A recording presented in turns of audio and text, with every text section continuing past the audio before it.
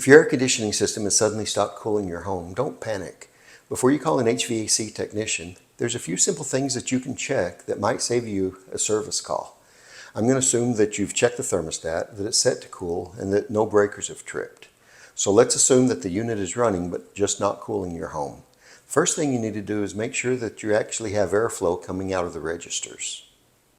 If you have a step ladder, just reach up here and see if you can feel air coming out. Or if you have really high ceilings or you don't have a step ladder, another trick is to put a tissue on something like the end of a broomstick and put it up here, and if you see the air blowing it, then you know you've got decent airflow. Now if you can't detect any air blowing, check your air filter. A dirty air filter can certainly prevent proper airflow. But if your filter's clean, then go outside, go to your condenser unit. You've got two refrigerant lines. You've got a small one and a larger one. Maybe you have ice built up here. There's several things that can cause ice to build up on your refrigerant line. And if you've got ice on your refrigerant line, then you most likely have ice on your evaporator coil inside your house, and that's going to prevent airflow. Some things that can cause ice buildup is being low on refrigerant or having a very dirty filter or a very dirty evaporator coil. If you have ice on the refrigerant line, turn the air conditioner off and let it thaw before trying to run it again. If your filter is dirty, replace it. If the evaporator coil is dirty, you might be able to clean it, and I have a video that shows how to do that. But a lot of them are very difficult to access, so it often becomes a job for an HVAC technician. So if you've verified that you have good airflow inside the house, come out to your outside unit. Is it running? If it's not running at all, then check the disconnect. Some of them have disconnects that simply pull out. Others are more like a breaker that would have an on and an off position. If the disconnect seems to be in position, then go check your breaker at the breaker panel, your air conditioner breaker, and see if it's tripped. If it hasn't tripped and the unit's not running, then it's probably time to call an air conditioning company.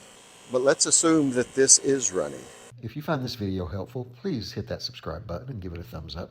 Check the fan. Is the fan turning? If the fan's turning, great.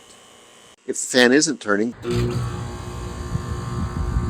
then obviously there's a problem that's preventing the fan from running. And one of the most common causes of this is a bad capacitor. And fortunately, the capacitor is something that's fairly simple to test and replace if you've got some basic handyman skills. And I have a video that shows how to test and replace a capacitor. So if you have some handyman skills, I would recommend you try that. Now let's say the fan is turning. Then check the large refrigerant line. Now there's two refrigerant lines. There's a small one and there's a larger one. The larger one is a suction line. It normally has insulation on it. Feel it and see if it's cold to the touch. If it's cool to the touch and sometimes even sweaty, that's a good sign. It tells you that the refrigeration system is removing heat from your home. But now let's say you touch the larger refrigerant line and it's just warm to the touch. It's about the same temperature as the outside air. Then you do have a problem. One possibility is that the compressor is not running, and one common cause of that is a failed capacitor. On many systems, the capacitor helps to start both the fan motor and the compressor, so a bad capacitor can prevent either one from running. If the fan is not turning or the suction line is not cold, I would recommend checking the capacitor first.